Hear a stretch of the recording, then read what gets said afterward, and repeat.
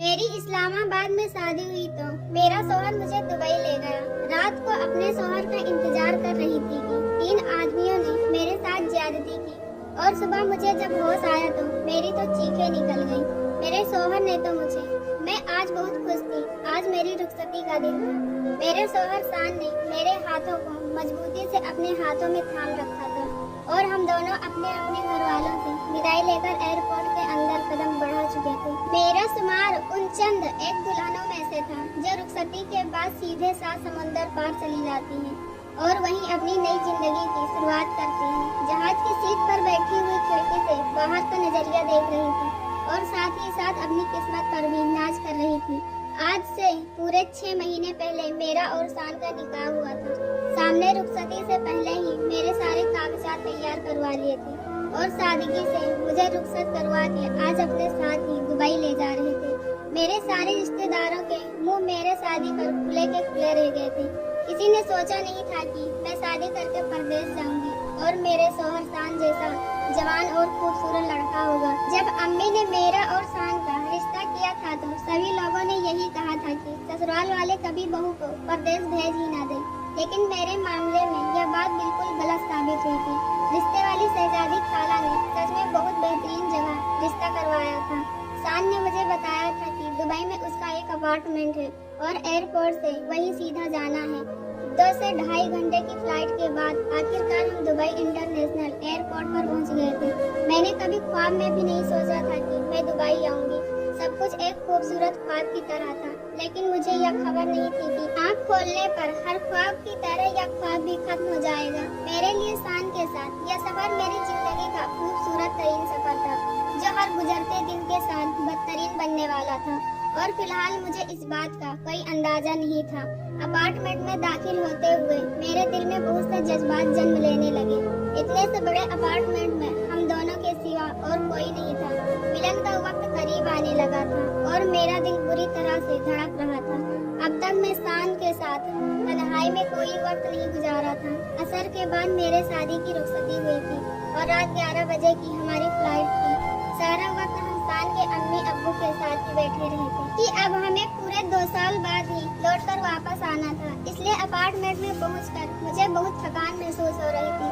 Apartment में बहुत ही बड़ा और खूबसूरत था। मैंने जिंदगी में इतना आलीशान अपार्टमेंट आज तक नहीं देखा था। मुझे ऐसा महसूस हो रहा था जैसे मैं एक गरीब घराने से उठकर सीधे महल में चली आई हूँ। हम जैसे गरीब लड़कियाँ तो ऐसा ख्वाब देखने से पहले कई बार सोचती हैं। शान ने मेरी आंखों की चमक महसूस कर ली और मुस्कुराकर कहने लगे, हुमा, अगर तुम जिंदगी भर मेरा साथ निभाओगी तो हम ऐसे यूं ही ऐश व असरत में रहेंगे और हमें किसी चीज की परेशानी नहीं होगी। शान की बात सुनकर मैंने उन्हें यकीन दिलाया कि मैं जिंदगी भर हर कदम पर उनका साथ दूंगी और उनकी हर बात मानूंगी। मैं मोहब्बत से शान के करीब हुई तो कहने लगे, पहले तुम तैयार हो जाओ और बेडरूम में जाकर बैठ जाओ। मैं शादी का तोहफा लेकर कमरे में आता हूँ। हर लड़की की तरह शादी की रात को लेकर तुम्हारे भी बहुत ख्वाब होंगे। मैं नहीं चाहता कि तुम्हारी जिंदगी में किसी भी चीज की कोई कमी रह जाए। मैं चाहता हूँ कि जब तुम्हारा घूंघट उठे तो तुम सरप्राइज हो जाओ। शान की बात पर मैं मुस्कुराती हुई कमरे में चली गई और अपना सामान खोलकर अपने शादी का जोड़ा निकाला जो मैंने शाम को ही पहना था। यह बहुत भारी सा सुर्ख रंग का जोड़ा था जो शादी पर शान के घर वालों ने ही दिया था। मैंने उसे दोबारा से पहन लिया और थोड़ा बहुत तैयार होकर बिस्तर पर बैठ गई। मैं सोच रही थी कि शान किस कदर अच्छे इंसान है जो मेरी छोटी से छोटी खुशी का इतना ख्याल रखते हैं, वरना मैंने अपनी फिजाबाजी को शादी के बाद से लेकर अब तक हर छोटी बड़ी खुशी के लिए तरसते ही देखा था। फिजाबाजी के शौहर मुराद भाई न ढंग से कमाते थे और न ही बाजी की जरूरतों और खुशी की परवाह थी।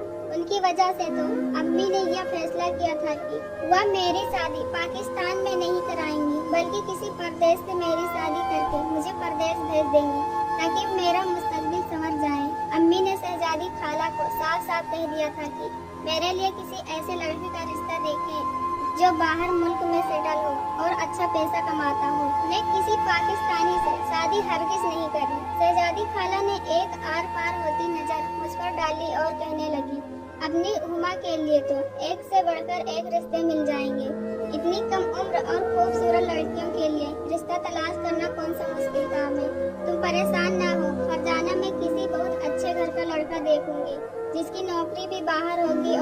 वह अपनी हुमा को भी अपने साथ बाहर ले जाएगा।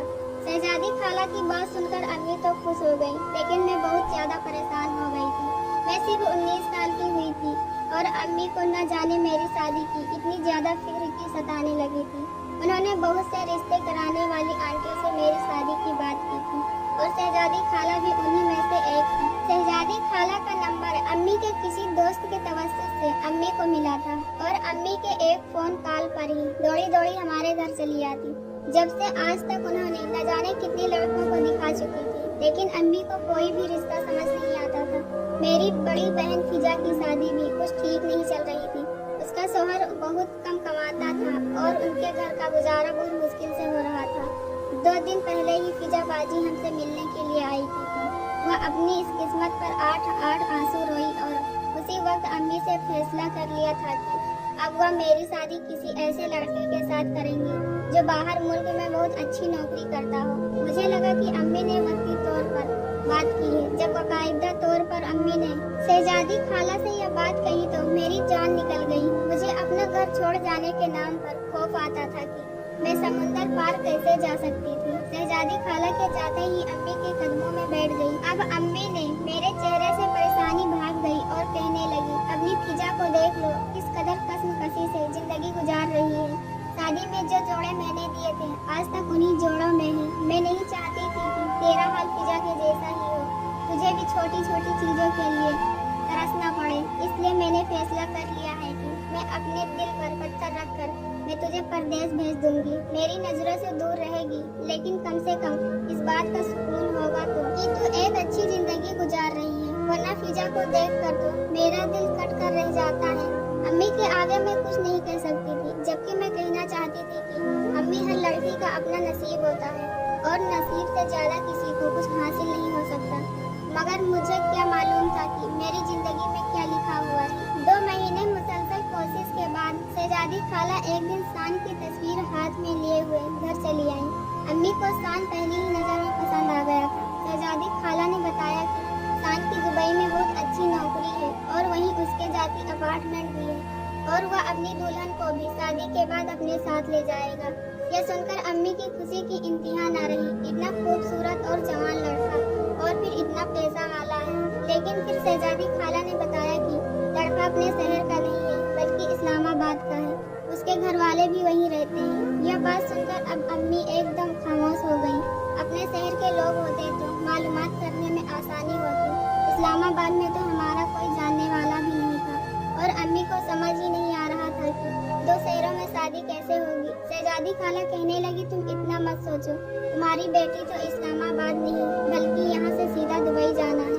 लड़के वाले खुद हमारे शहर आएंगे, सादगी से शादी करेंगे और यहीं से अपनी हुमा साथ के साथ दुबई चली जाएगी। तुम्हें कौन इस्लामाबाद भेजना है जो मालूमात करनी पड़ेगी। शहजादी खाला की बात सुनकर अम्मी कुछ को राजी हो गई, क्योंकि अगर इस्लामाबाद मुझे भेजना ही नहीं था तो वहाँ की मालूमात करने की क्या जरूरत है। शहजादी खाला ने लड़के की जिम्मेदारी ली थी कि वह उसे जाती तौर पर भी बहुत अच्छी तरह जानती है। लड़का बहुत नेक और शरीफ है। वह कहने लगी, मैंने अपनी हुमा की तस्वीर भेजी थी, उन्हें तो हुमा बहुत पसंद आई है और वह चाहते हैं कि जल्द से जल्द निकाह करवा लिया जाए। वह लोग खुद कराची आएंगे, निकाह करवाएंगे और फिर उसके बाद जैसे ही अपने हुमा के कागजात तैयार हो जाएंगे शान खुद उसे आकर यहाँ से रुखसत करवा कर ले जाएंगे। शहजादी खाला की बातें किसी सुहाने सपने की तरह मालूम हो रही थी। हम जैसे गरीब लोगों के घर रिश्ता आना और फिर इतना अच्छा नसीब की बात थी। अम्मी कहने लगी, ठीक है शहजादी बहन, तुम रिश्ते की बात चलाओ, जो बाकी मेरी हुमा के नसीब में होगा वो मिल जाएगा। हफ्ता भर भी नहीं गुजरा था और मेरा रिश्ता शान के साथ पक्का हो गया था। शान के अम्मी और अब्बू कराची आए थे। उन्होंने ही अम्मी के साथ आकर सारे मालूमात तय किए थे। न ही उन्हें दहेज की कोई लालच थी और न ही हमसे कुछ चाहिए था। वो सादगी से निकाह करवाना चाहते थे ताकि कागजात तैयार हो सके। फिजा बाजी और मुराद भाई को जैसे ही मेरे रिश्ते का इल्म हुआ, जैसे ही हमारे घर आ गए, मुराद भाई ने अम्मी को मना किया, इस तरह से अनजान लोगों में ना करो, न जाने लड़का कैसा हो, बाहर क्या काम करता हो, हमें क्या मालूम है। शहजादी खाला बस एक रिश्ता करवाने वाली है, उससे अपने पैसों से गर्ज है, आप उसकी हर बात पर कैसे यकीन कर सकते हैं। मुराद भाई की बात सुनकर अम्मी को गुस्सा आ गया और कहने लगी, तूने आज तक मेरी बेटी को कौन सा सुख दिया है? मेरी आंखों के सामने है, फिर भी मैं तड़प रही हूँ। उसके लिए तड़पती रहती हूँ। अच्छा है, हुमा परदेश जाएगी और अच्छी जिंदगी गुजारेगी। तुझे मेरे हुमा की फिक्र करने की कोई जरूरत नहीं है। तू फिजा की ही फिक्र कर, यही काफी है। अम्मी की कड़वी सख्त बातों ने मुराद भाई का मुंह बंद करवा दिया। वह बेचारा भी मजबूर थे। जहाँ नौकरी करते वहाँ किसी न किसी वजह से उनकी नौकरी खत्म हो जाती, वरना शादी से पहले वह बहुत अच्छा ही कमाते थे। लेकिन शायद उनके सितारे गर्दिश में थे। अम्मी ने ना ही खानदान वालों की कोई बात सुनी और ना ही मुराद भाई की किसी बात पर कान धरे। अम्मी को शहजादी खाला की हर बात पर यकीन था और शान के माँ बाप भी बहुत ही अच्छे और पढ़े लिखे लोग मालूम हो रहे थे। इंटरनेट के जरिए मेरा और शान का निकाह पढ़ा दिया गया और कागजात की तैयारी शुरू हो गई। शान के माँ बाप वापस इस्लामाबाद चले गए थे, साथ ही मेरे कागजात ले गए थे, क्योंकि सारे दस्तावेज वही लोग तैयार करवा रहे थे।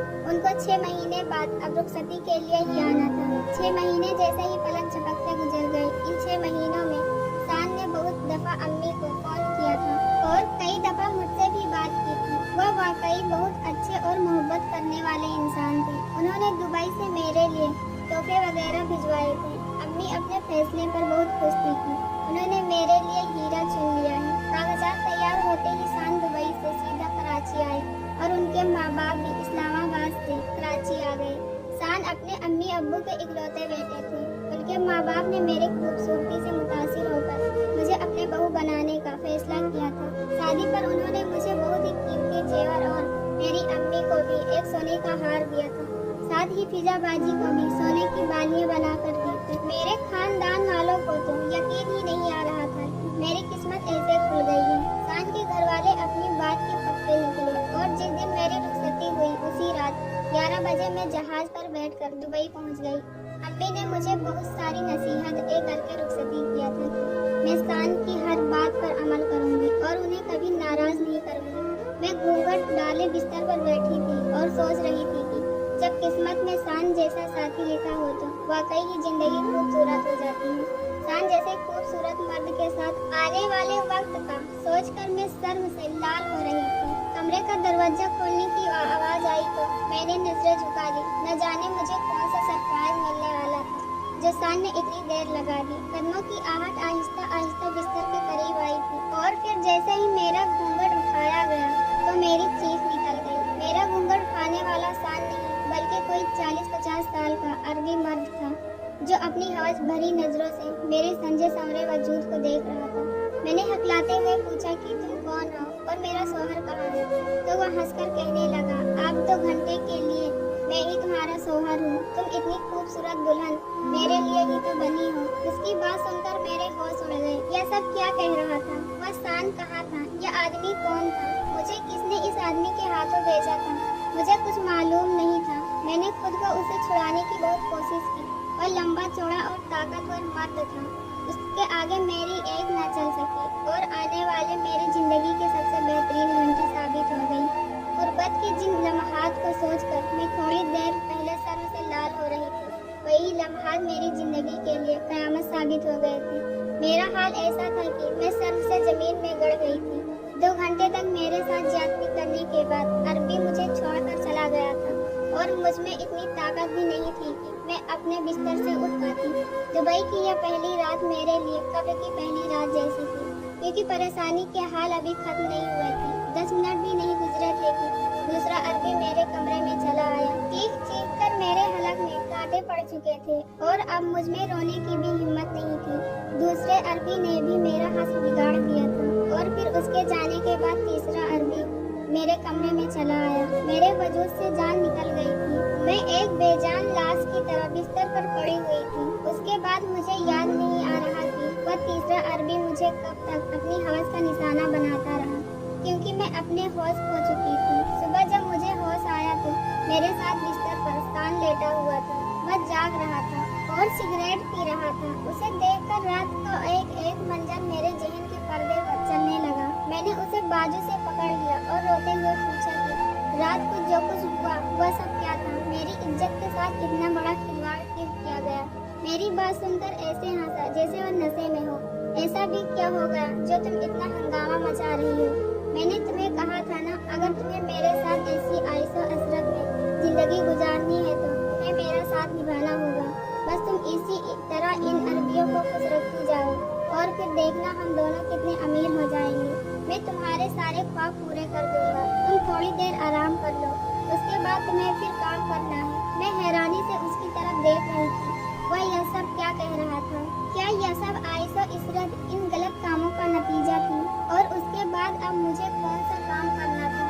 उसने मेरे चेहरे पर आए सवालात पढ़ लिए थे तो प्यार से मेरे बालों को अपने उंगलियों में लपेटते हुए कहने लगा कि तुम्हें शाम होते ही एक डांस बार में जाना है और वहाँ छोटे छोटे कपड़े पहनकर इन अरबियों का दिल खुश करना है। जितना ज्यादा काम में दिल लगाओगी हमें उतना ज्यादा फायदा होगा। मैं चाहता हूँ कि तुम अपनी खुशी दिली और दिल से यह काम करो ताकि हर अरबी तुम्हारी ही तमन्ना करे और तुम्हारे साथ रात गुजारने के लिए ज्यादा से ज्यादा पैसे दे। शान की इस बात ने मेरे तन बदन में ऐसी आग लगाई कि मैंने उसे एक जोरदार थप्पड़ जड़ दिया। मैं सोच भी नहीं सकती थी कि तुम इतने घटिया निकलोगे, अपने बीवी के दाम लगाओगे, उसे छोटे कपड़ों में गैर मर्द के सामने पेश करोगे। तुमने एक ही रात में 3 मर्दों से मेरा सौदा कर दिया और एक दफा भी नहीं सोचा कि मैं तुम्हारी बीवी हूँ, तुम्हारे निकाह में हूँ। मेरे थप्पड़ के बदले उसने मेरे मुंह पर थूक दिया और कहने लगा, चाहता तो मैं भी तुम्हारे मुंह पर थप्पड़ लगा देता, लेकिन मैं तुम्हारी खूबसूरती कम करके अपना नुकसान नहीं करना चाहता। जब तक तुम्हारा यह खूबसूरत चेहरा है मैं लाखों कमा सकता हूँ। तुम मेरे सामने ज्यादा मासूम बनने की कोशिश न करो, ऐसे जैसे तुम्हें मालूम ही ना हो कि तुम जैसी लड़कियों को पाकिस्तान से यहाँ क्यों लाया जाता है। क्या तुम्हारी माँ इतनी बेखबर है कि उसने बिना सोचे समझे तुम्हें यहाँ भेज दिया? अब यह मत कहना कि तुम्हें यहाँ आने से पहले इल्म था कि यहाँ तुम्हारे साथ ऐसा काम किया जाएगा। तुम्हारी माँ और बहन को सोने में तोल दिया गया और शादी के नाम पर भी तुम लोगों को इतना कुछ दिया गया जो तुम्हारी औकात से कहीं ज्यादा बाहर है। कोई किसी को कुछ भी ऐसे नहीं देता।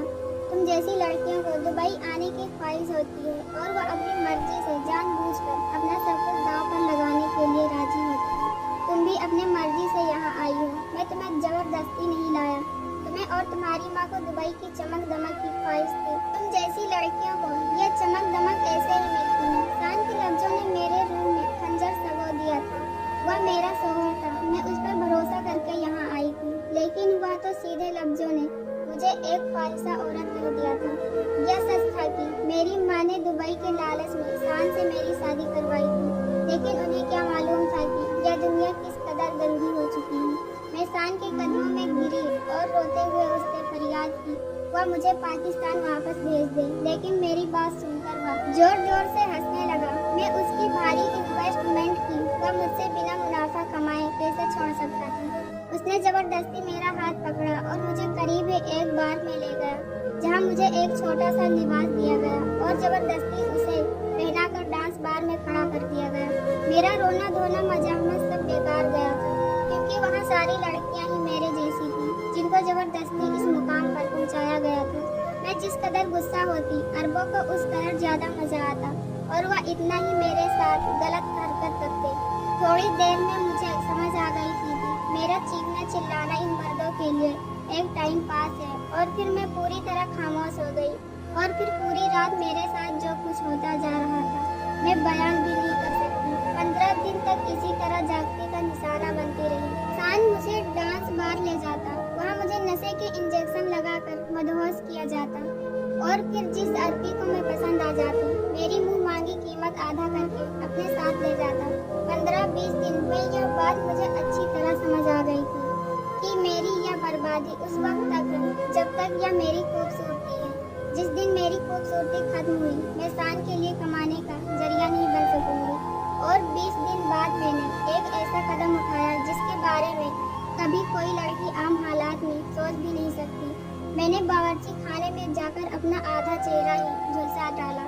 मेरी चीखें आसमान पर थी, लेकिन यह दर्द उस दर्द से बहुत कम था जो मैं इतने दिनों से झेल रही थी। शान कहीं बाहर गया हुआ था, वह वापस लौटा तो मेरा चेहरा देखकर उसकी हालत खराब हो गई। वह मुझे हॉस्पिटल ले गया, लेकिन मेरा चेहरा इस कदर पूरी तरह झुलसा गया था कि डॉक्टर ने बताया कि काफी ज्यादा सर्जरी के बावजूद भी वह पहले की तरह खूबसूरत नहीं हो सकती।